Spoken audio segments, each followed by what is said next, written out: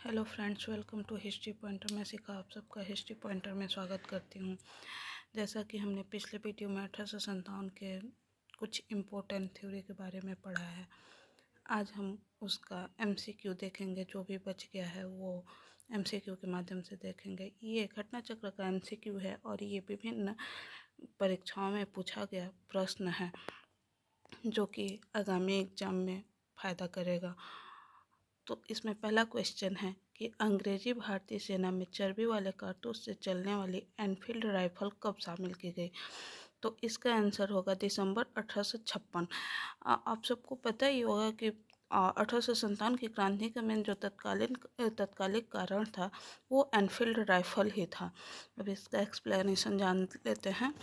दिसंबर 1856 में सरकार ने पुराने लोहे वाले बंदूक ब्राउन बेस्ट के स्थान पर नवीन एनफील्ड राइफल प्रयोग का निर्णय लिया। इसका प्रशिक्षण दमदम, अंबाला और सियालकोट में दिया जाना था। इस नई राइफल में जो कारतूस के ऊपरी भाग को था उसको मुंह से काटना पड़ता था, जो कि हिंदू और मुस्लिम दोनों समाज के लिए मतलब धर्म का विषय बन गया था। इस नई राइफल में कारतूस के ऊपरी भाग को मुंह से काटना पड़ता था। जनवरी 1857 में बंगाल सेना में यह अफवाह फैल गई कि चर्बी वाले कारतूस में गाय और सुअर की चर्बी है। सैनिक अधिकारियों ने इस अफवाह की जांच किए बिना तुरंत इसका खंडन कर दिया, किंतु सैनिकों को विश्वास हो गया कि चर्बी वाले कारतूसों का प्रयोग उनके धर्म को भ्रष्ट करने का एक निश्चित प्रयत्न है। यही भारत की प्रथम स्वतंत्रता संग्राम 1857 के विद्रोह का तत्कालिक कारण बना। हम लोग ने पढ़ा है कि 1857 की क्रांति को प्रथम स्वतंत्रता संग्राम किसने कहा है? तो बीडी सावरकर ने कहा है। दूसरा क्वेश्चन पे आते हैं। दूसरा क्वेश्चन पूछा है कि भारत के प्रथम स्वतंत्रता संग्राम का मुख्य तत्कालिक कारण क्या था? अभी हम लोगों ने देखा इसका तत्कालिक कारण था अंग्रेजों का धर्म में हस्तक्षेप का संदेह। तीसरा क्वेश्चन है मंगल पांडे की घटना कहाँ हुई थी? तो ये तो मतलब सबको पता होता है कि मंगल पांडे का जो घटना हुआ था वो बैरकपुर से हुआ था। 29 मार्च 1857 को बैरकपुर में सैनिकों ने चर्बी वाले कारतूसों का प्रयोग करने से इनकार कर दिया और एक सैनिक जो मंगल पांडे ने अपने एजुडेंट पर हमला कर उसकी हत्या कर दी थी। मंगल पांडे कहाँ के विप्लव से जुड़े थे? नेक्स्ट क्वेश्चन है, तो इसका आंसर तो वही बैरकपुर होगा। और यहाँ पे नेक्स्ट क्वेश्चन है मंगल पांडे कहाँ के सिपाही थे, मतलब कौन से इन्फेंट्री के सिपाही थे? तो मंगल पांडे 34वीं बंगाल नेटिव इन्फेंट्री के 6वीं कंपनी के सैनिक सिपाही थे। इसका आंसर यूपीपीसीएस गलत दिया था, तो यहाँ पे इसका एक्सप्लेनेशन है कि मंगल पांडे जो है 34वीं बंगाल नेटिव इन्फेंट्री के सैनिक थे। 1857 के विद्रोह के दौरान बहादुर शाह ने किसे साहब ए आलम बहादुर का खिताब दिया?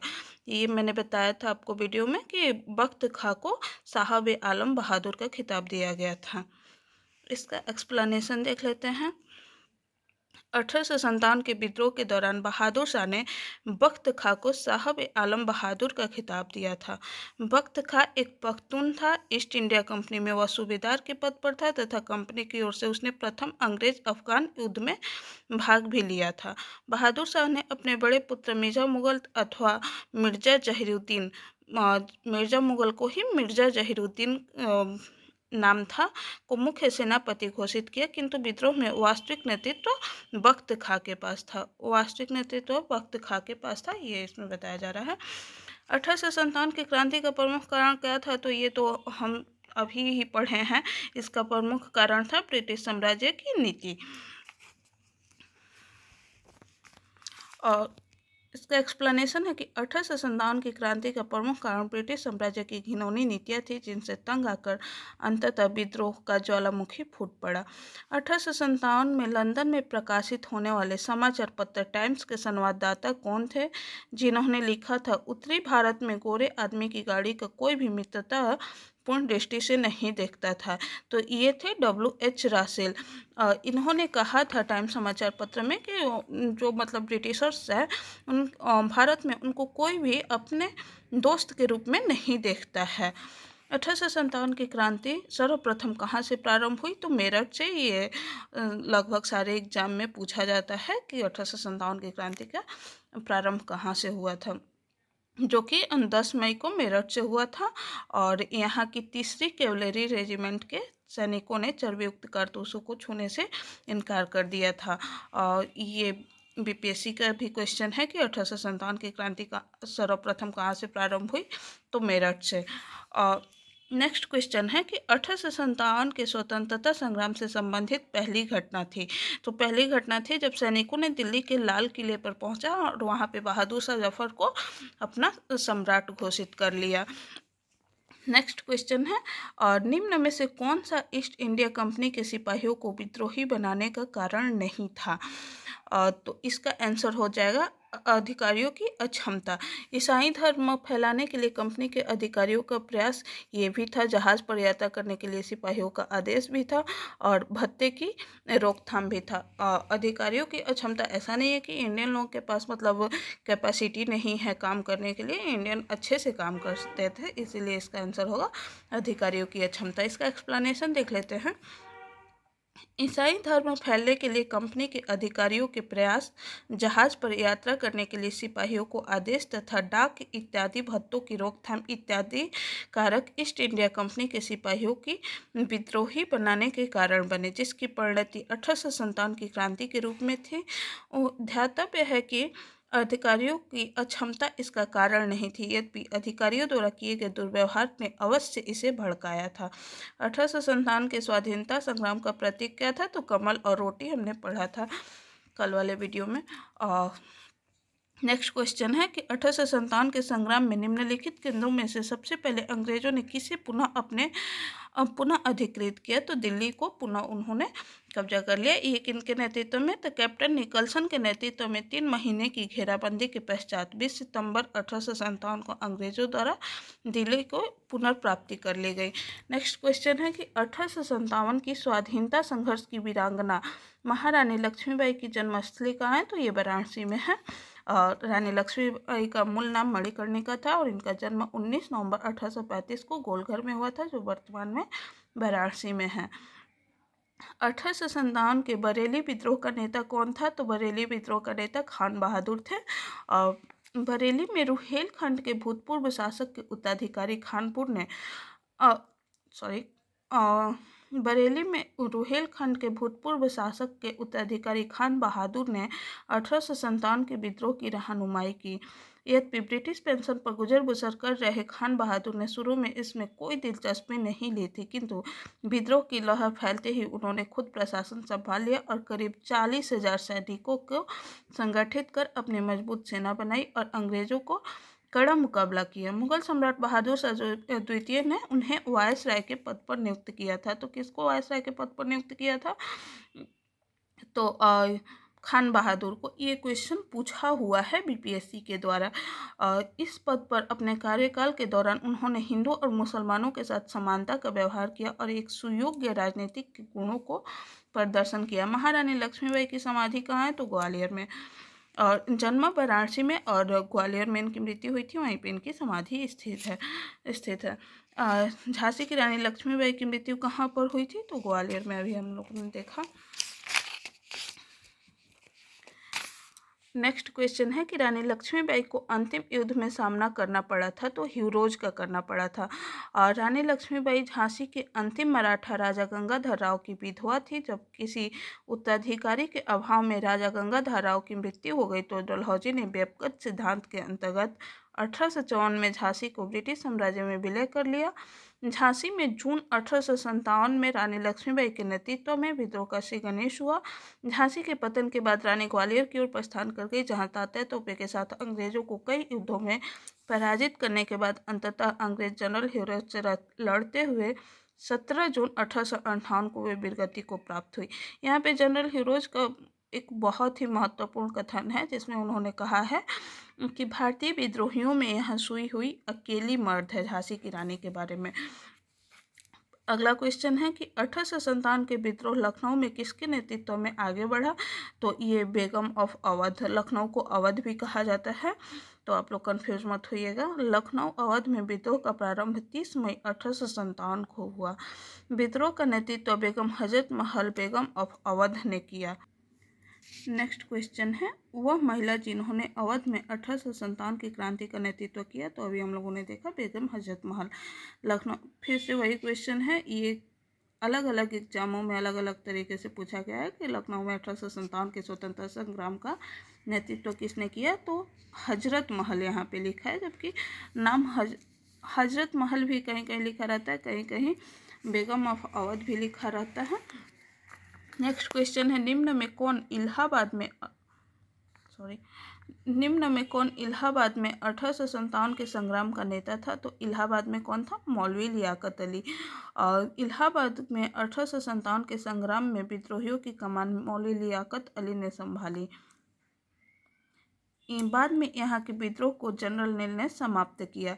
1857 के संघर्ष में भाग लेने वाले सिपाहियों की सर्वाधिक संख्या कहाँ से थी? तो हम लोगों ने देखा था अवध से। 1857 के संघर्ष में भाग लेने वाले सिपाहियों की सर्वाधिक संख्या अवध से थी।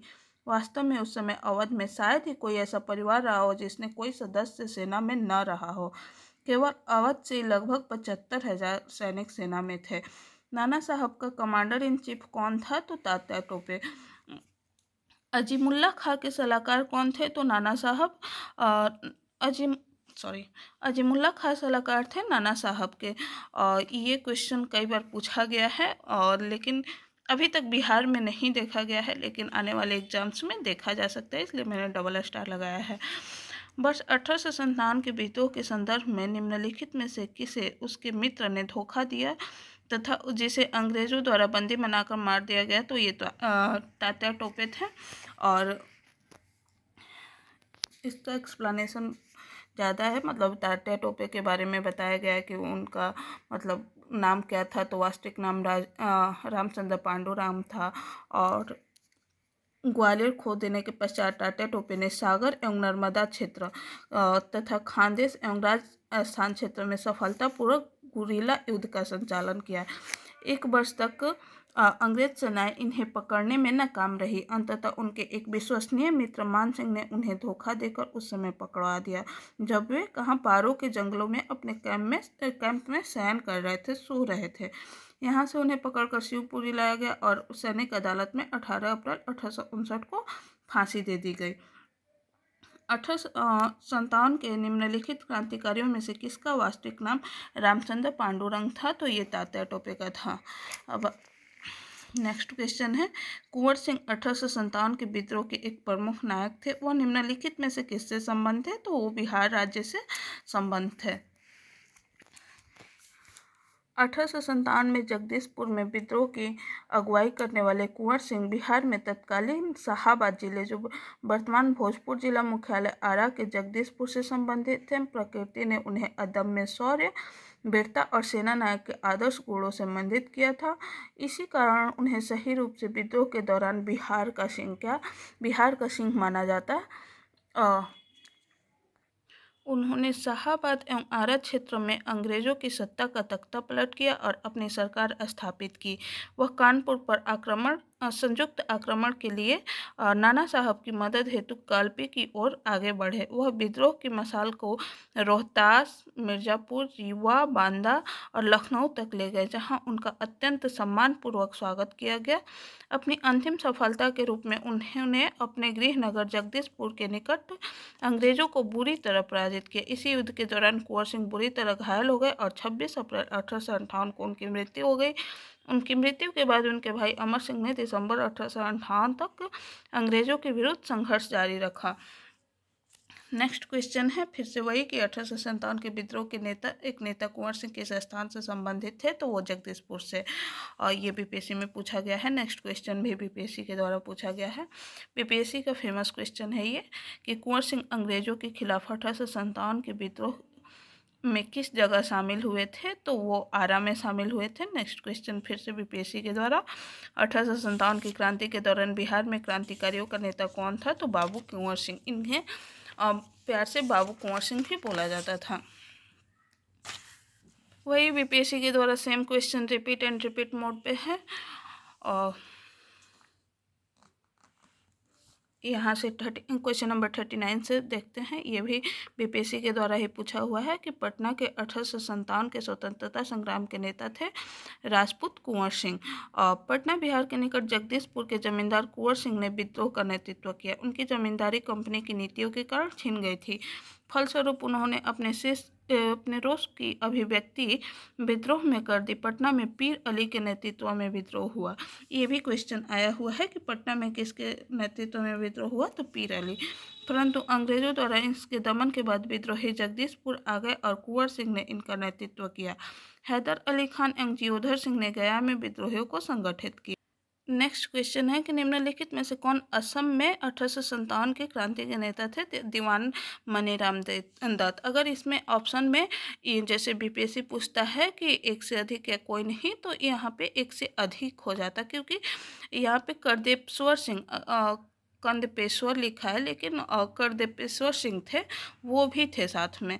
तो एक्सप्लेनेशन देख लेते हैं। असम में 1857 की क्रांति के समय वहाँ के दीवान मनीराम दत्त ने वहाँ के अंतिम राजा के पौत्र मतलब पोता होता है, करदेपेश्वर सिंह को राजा घोषित करके विद्रोह की शुरुआत की, परंतु शीघ्र ही विद्रोह का दमन करके मनीराम को फांसी दे दी गई। 1857 के विद्रोह को बिहार में 15 जुलाई 1857 से 20 जनवरी 1858 तक का केंद्र था, तो वो जगदीशपुर था। बिहार में 1857 के विद्रोह का केंद्र जगदीशपुर था, जहां जमींदार कुंवर सिंह ने नेतृत्व संभाला और शाहाबाद जिले में अंग्रेजों की सत्ता का तख्ता पलट कर अपनी सरकार स्थापित की। अप्रैल 1858 में कुंवर सिंह की मृत्यु के बाद उनके भाई अमर सिंह ने दिसंबर 1858 तक संघर्ष जारी रखा। अंततः बिहार के विद्रोह को पटना डिवीजन के कमिश्नर विलियम टेलर और बंगाल गोलदाज फौज के मेजर विंसेंट आयर द्वारा दबा दिया गया, संयुक्त सेना के द्वारा दबाया गया। नेक्स्ट क्वेश्चन है कि 1857 की क्रांति में अंग्रेजों व जोधपुर की संयुक्त सेना को पराजित करने वाला था, तो अहुआ के ठाकुर कुशल सिंह। ये बीपीएससी जो टीआरई का एग्जाम होता है उसमें भी आया हुआ क्वेश्चन है। अहुआ के ठाकुर कुशल सिंह ने 1857 ईस्वी की क्रांति में अंग्रेजों और जोधपुर की संयुक्त सेना को पराजित किया था। नेक्स्ट क्वेश्चन है, निम्नलिखित में से कौन सा स्थल राजस्थान में 1857 की क्रांति का केंद्र नहीं था? तो ये जयपुर था। बाकी अजमेर, नीमच और अहुआ था। निम्नलिखित में से किसने 1857 में अंग्रेजों से संघर्ष लिया था? तो वो शहादत खान थे। ये लोग तो बाद में चंद्रशेखर आजाद, राम प्रसाद बिस्मिल और माखनलाल चतुर्वेदी आईएनएम से रिलेटेड हैं, इंडियन नेशनल मूवमेंट से। शहादत खान 1857 में अंग्रेजों से संघर्ष किया था और वो इंदौर से। निम्नलिखित में से कौन 1857 के विद्रोह में अंग्रेजों का सबसे कट्टर दुश्मन था? तो ये मौलवी अहमदुल्ला शाह थे, और मैंने बताया था कि इनको पकड़वाने के लिए अंग्रेजों ने 50,000 का इनाम भी रखा था। और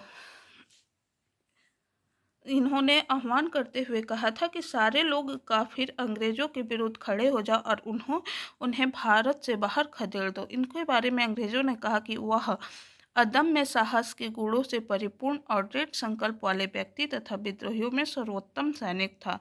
इनकी गिरफ्तारी के लिए ब्रिटिश सरकार ने 50,000 रुपये का इनाम रखा था, जैसा कि मैंने बताया है पहले ही वीडियो में।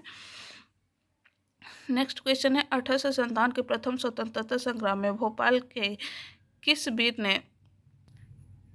ने बहादुरी पूर्ण मुख्य संघर्ष कर बलिदान दिया? तो ये फाजिल मोहम्मद खान थे। फाजिल मोहम्मद खान ने 1857 के जो स्वतंत्रता संग्राम में भोपाल में विद्रोहियों का नेतृत्व किया था तथा बहादुरी पूर्वक संघर्ष करते हुए उनका देहांत हो गया था। 1857 के विद्रोह को किस उर्दू कवि ने देखा था? तो ये गालिब थे। मिर्ज़ा गालिब ने स्वयं अपनी आंखों से 1857 के क्रांति को देखा था, वो आई विटनेस थे। सुप्रसिद्ध उर्दू शायर मिर्ज़ा गालिब का मूल निवास कहाँ था? तो आगरा में। इनका जन्म 27 दिसंबर 1797 को आगरा में और मृत्यु 15 फरवरी 1869 को दिल्ली में हुई थी। आज़ादी की पहली लड़ाई 1857 में किसने भाग नहीं लिया था? तो इसका आंसर होगा भगत सिंह। तात्या टोपे भी थे, बहादुर शाह जफर तो थे ही, रानी लक्ष्मीबाई थी।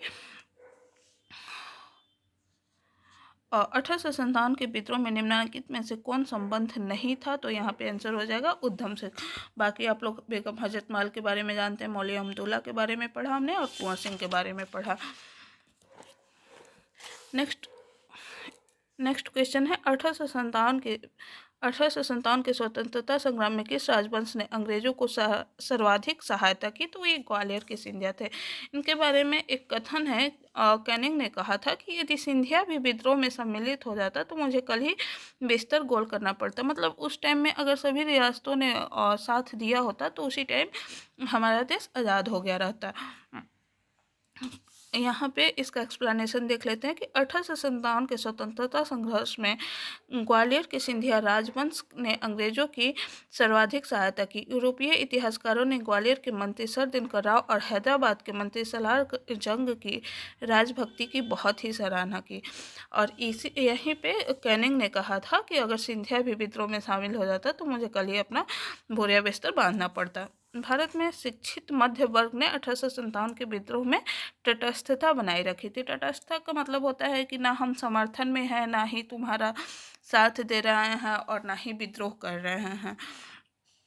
क्योंकि जो शिक्षित वर्ग था, शिक्षित मध्य वर्ग था, उन्हें ये लगता था कि अभी भी राजा महाराजाओं का जो है राज चल रहा है, अगर अंग्रेज रहेंगे तो ये राज खत्म होगा और सबको बराबर का मौका मिलेगा। इसलिए बाद में उन लोगों को भी समझ में आ गया और फिर स्वतंत्रता संग्राम की लड़ाई शुरू हुई। नेक्स्ट क्वेश्चन है कि निम्नलिखित वर्गों में किसने 1857 के विद्रोह में भाग नहीं लिया था, तो यहाँ पे हो जाएगा आपका साहूकार और जमींदार, क्योंकि इन्हें लग रहा था कि अगर देश आज़ाद हो जाएगा तो हमारी जो जमींदारी है वो छिन जाएगी। इसी को देखते हुए यहाँ पे ग्वालियर के सिंधिया, इंदौर के होलकर, हैदराबाद के निजाम, जोधपुर के राजा, भोपाल के नवाब, पटियाला, नाभा और जिंद के सिख शासक एवं पंजाब के दूसरे सिख सरदार, कश्मीर के महाराजा तथा दूसरे अनेक सरदारों और बड़े जमींदारों ने विद्रोह को कुचलने में अंग्रेजों की सक्रिय सहायता की थी।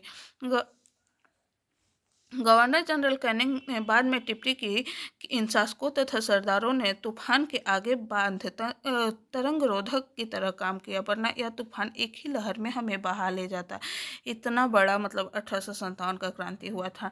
क्योंकि मान लो कि अगर ये लोग आगे खड़े हैं तो हम लोग इंडियंस का मतलब है कि अपने लोगों पे वार जल्दी नहीं करते, लेकिन अब तो सब हो रहा है, तो इसीलिए यहाँ पे कहा गया है कि ये बांध की तरह हम लोग के लिए काम किए हैं। नेक्स्ट क्वेश्चन है, इनमें से किसने अंग्रेजी ईस्ट इंडिया कंपनी के कंट्रोल के खिलाफ बगावत नहीं की, तो यहाँ पे अभी हम लोगों ने पढ़ा हैदराबाद के निजाम ने बगावत नहीं की। ये बीपीएससी के द्वारा पूछा गया क्वेश्चन है। नेक्स्ट क्वेश्चन है, निम्न में से कौन सा एक क्षेत्र 1857 के विद्रोह से प्रभावित नहीं था, तो ये चित्तौड़ था। 1857 के विद्रोह में चित्तौड़ प्रभावित नहीं था, जबकि झांसी, जगदीशपुर और लखनऊ इस विद्रोह के केंद्र थे। इन केंद्रों की अगुवाई क्रमशः रानी लक्ष्मीबाई, कुंवर सिंह एवं बेगम हजरत महल ने की थी। 1857 के विद्रोह में बिहार का कौन सा भाग अप्रभावित रहा था, तो वो था मुंगेर। जबकि बिहार में आरा, दानापुर, गया, पटना, मुजफ्फरपुर तथा शाहाबाद विद्रोह के प्रमुख केंद्र थे, जबकि मुंगेर का क्षेत्र इस विद्रोह से अप्रभावित रहा था। नेक्स्ट क्वेश्चन है मिलाने वाला कि कौन कहाँ का नेतृत्व किया था, तो वक्त खां जो थे वो दिल्ली का नेतृत्व किए थे। मौलवी अहमदुल्ला जो थे, मौलवी अहमदुल्ला अवध से थे। कुंवर सिंह जो थे वो आरा और नाना साहब कानपुर। और नेक्स्ट क्वेश्चन भी फिर मिलाने वाला ही है, जिसमें कि झांसी जो है, झांसी रानी लक्ष्मीबाई, और लखनऊ जो है, लखनऊ से कौन है, तो बेगम हजरत महल। कानपुर से कहाँ गए, कानपुर से है अजीमुल्ला खां, और फैजाबाद से मौलवी अहमदुल्ला शाह थे। नेक्स्ट क्वेश्चन फिर से है और जोड़ी बनाने वाला, इसमें पूछ रहा है कि कौन सा सही नहीं है। जोड़ी बनाने वाला नहीं है, कौन सही नहीं है, तो लखनऊ से लियाकत अली नहीं, बेगम हजरत महल थी, और संबलपुर से का नेतृत्व सुरेंद्र शाही, गंजाम से राधा कृष्ण रणसेना, कश्मीर से गुलाब सिंह ने किया था। नेक्स्ट क्वेश्चन है कि इनमें से किसने 1857 के विद्रोह में सक्रिय भाग लिया था। तो यहाँ पे सभी ने सक्रिय भाग लिया था। नाना साहब हो गए, बेगम हजरत महल, मौली अहमदुल्ला, फैजाबाद बेगम जीनत महल, सभी ने लिया था ऑलमोस्ट। जो जीनत महल है वो बहादुर शाह जफर की पत्नी थी। नेक्स्ट क्वेश्चन मिलान करने वाला है, जिसमें कि पूछा गया है कि नाना साहब कहाँ से थे। तो कानपुर से नाना साहब कानपुर से थे। नवाब हामिद अली खान जो थे वो दिल्ली से, और मौली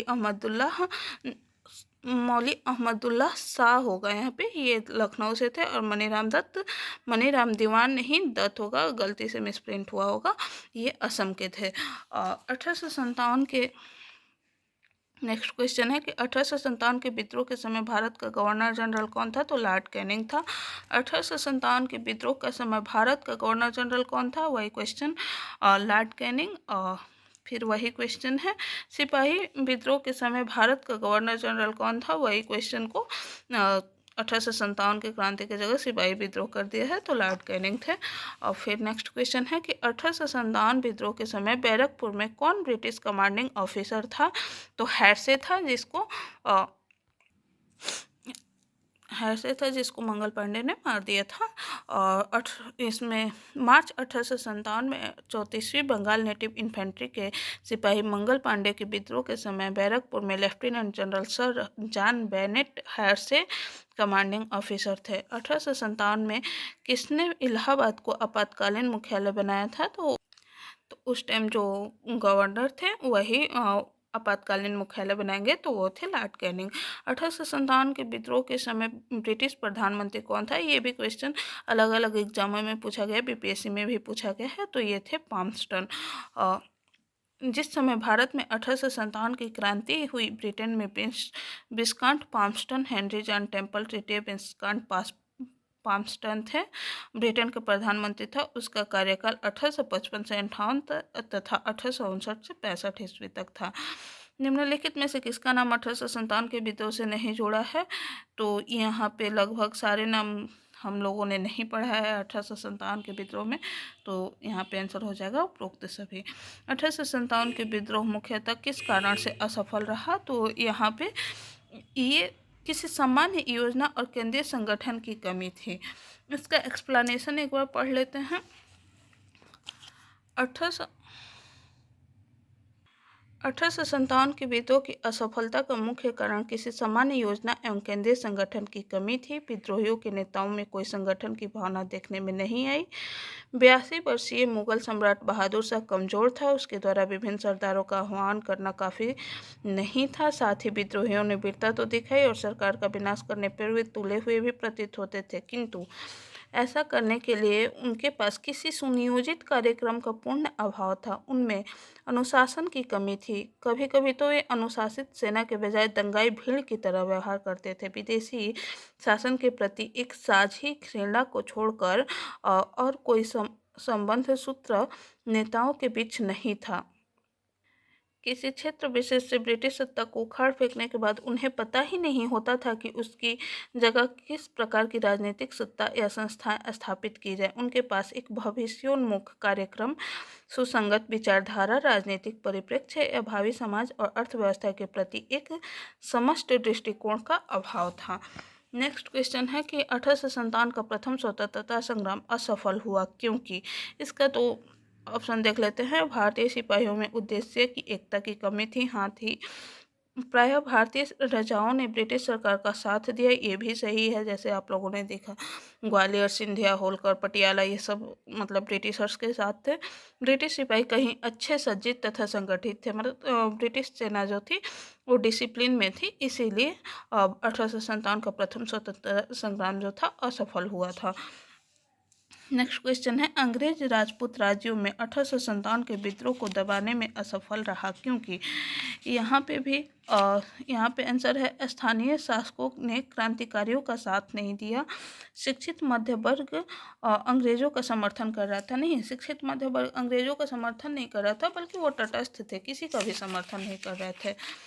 और नेक्स्ट ऑप्शन है, छावनियों के छावनियों के सैनिक राजपूताना के बाहर के क्रांतिकारियों का नेतृत्व स्वीकारने को तैयार नहीं थे। ये भी नहीं, इसका सबसे उपयुक्त आंसर यही है कि स्थानीय शासकों ने क्रांतिकारियों का साथ नहीं दिया।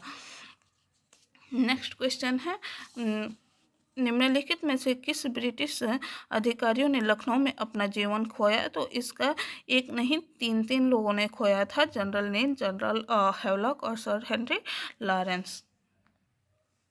नेक्स्ट क्वेश्चन है कि 1857 में प्रथम स्वतंत्रता संग्राम ब्रिटिश सरकार से स्वतंत्रता प्राप्त करने में असफल रहा। बिल्कुल सही बात है। बहादुर शाह जफर के नेतृत्व को जन सहयोग नहीं मिला था और अधिकांश महत्वपूर्ण रियासतों के शासक उनका साथ देने में कतरा गए। ये भी सही है। मैंने पहले ये वीडियो में आपको बताया था कि बहुत सारे जो रियासतें थी वो बहादुर शाह जफर के साथ देना नहीं चाहती थी। तो इसका आंसर हो जाएगा कि जो कथन है वो भी सही है और जो इसका कारण है, रीजन है, वो भी सही है। नेक्स्ट क्वेश्चन है कि निम्नलिखित में से किसने 1857 के विद्रोह को एक षड्यंत्र की संज्ञा दी थी? तो ये सर जेम्स आउट्रम और डब्ल्यू टेलर थे। सर जेम्स आउट्रम एवं डब्ल्यू टेलर ने 1857 के विद्रोह को हिंदू मुस्लिम षड्यंत्र का परिणाम बताया है। आउट्रम का विचार यह था कि यह मुस्लिम षड्यंत्र था जिसमें हिंदू शिकायतों का लाभ उठाया गया। जॉन लॉरेंस और सिले के अनुसार यह केवल सैनिक विद्रोह था। जॉन सिले के अनुसार 1857 का विद्रोह एक पूर्णतया देशभक्ति रहित और स्वार्थी सैनिक विद्रोह था जिसमें न कोई स्थानीय नेतृत्व ही था और न ही इसे सर्वसाधारण का समर्थन प्राप्त था। उसके अनुसार यह एक संस्थापित सरकार के विरुद्ध भारतीय सेना का विद्रोह था। टी.आर. होम्स ने यह बर्बरता और सभ्यता के बीच युद्ध बताया था। बर्बरता मतलब इंडियंस और सभ्यता मतलब ब्रिटिशर्स। टी.आर. होम्स थे उनके अकॉर्डिंग।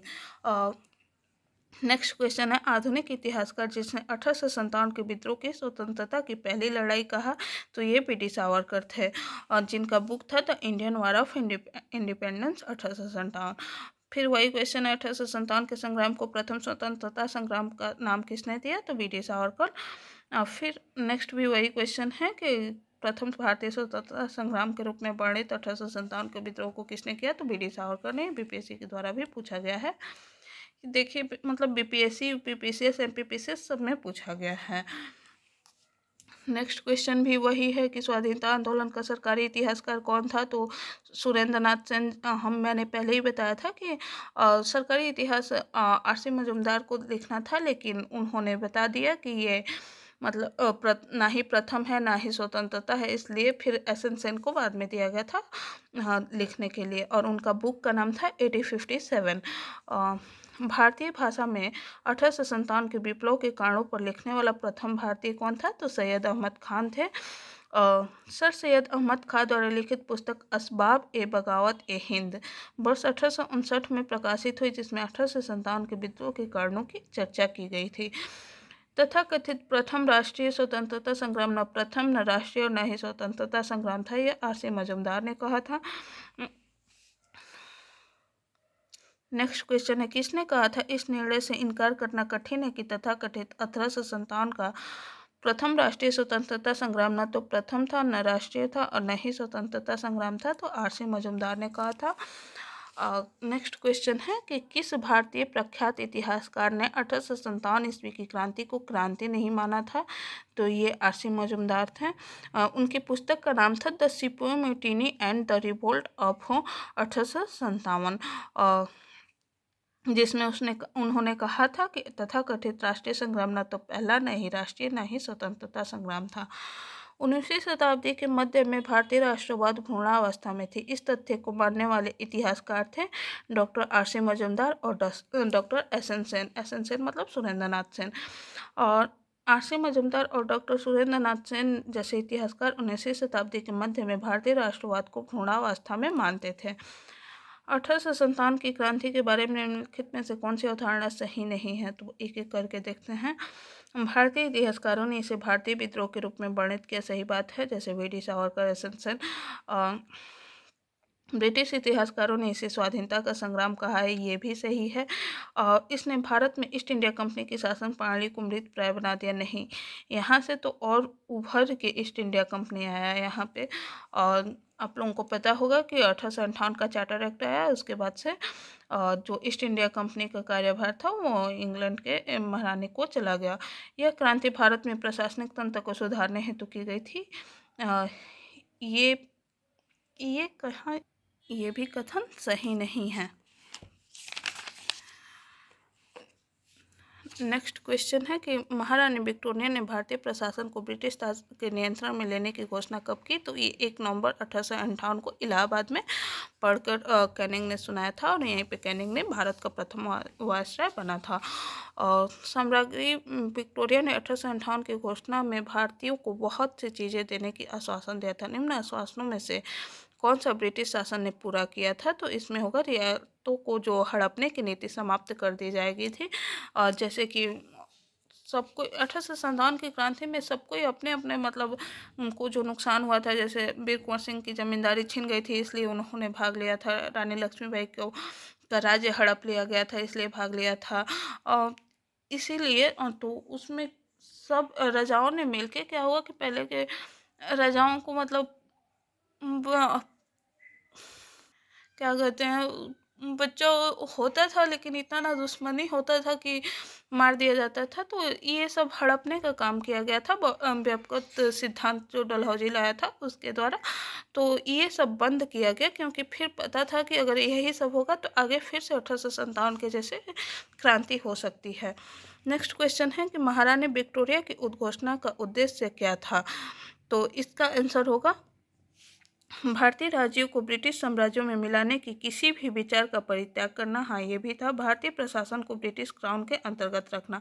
अब ब्रिटिश क्राउन चाहती थी कि ईस्ट इंडिया कंपनी से कोई भी, क्योंकि ईस्ट इंडिया कंपनी बहुत प्रॉफिट कमा रही थी, तो अब वहाँ के क्राउन को लगने लगा कि ये हम लोगों के हाथ में होना चाहिए। तो वो चाहती थी कि कोई एक छोटा सा गलती हो और ये जो ईस्ट इंडिया कंपनी का भागदौड़ जो है वो हम अपने हाथों में ले लें। और वहाँ पे छोटा सा गलती के 1857 की जैसे महान क्रांति हो गई। इसलिए यहाँ का जो भारतीय प्रशासन का जो था वो ब्रिटिश क्राउन के अंतर्गत रखा गया। नेक्स्ट क्वेश्चन है कि निम्नलिखित में से कौन सा आयोग 1857 के विद्रोह के दमन के बाद और भारतीय फौज के 9 संगठन से संबंधित है? तो पील आयोग। और फिर यहाँ पे सैनिकों की संख्या घटा दी गए थे, और पहले जो भारतीय सैनिकों का जो अनुपात है वो 1 और 2 रखा गया, और मद्रास और मुंबई में यह अनुपात 1 और 3 रखा गया। मतलब 1 ब्रिटिशर्स पे 2 भारतीय और 1 ब्रिटिशर्स पे 3 भारतीय सैनिक। 1857 के विद्रोह के बाद ब्रिटिश सरकार ने सिपाहियों का इन प्रांतों से चयन किया, तो वो था गोरखा, सिख एवं पंजाबी उत्तर प्रांत से। उत्तर प्रदेश और बिहार से तो बिल्कुल भी नहीं, मतलब बहुत कम करना चाह रहे थे। तो ये था 1857 के क्रांति का कुछ इम्पोर्टेंट क्वेश्चन। अब हमको नहीं लगता कि 1857 की क्रांति से क्वेश्चन आएगा, तो इससे बाहर कुछ जाएगा। ये घटना चक्र का PYQ है जो मैंने आप सबके सामने रखा है। अगर आप लोगों को वीडियो पसंद आ रहा हो तो लाइक, शेयर और सब्सक्राइब ज़रूर कीजिएगा, और कमेंट में ज़रूर बताइएगा, जिससे मुझे पता चलेगा कि हाँ आप लोगों को पसंद आ रहा है या मेरे को कुछ इसमें इम्प्रूवमेंट करना है। Thank you.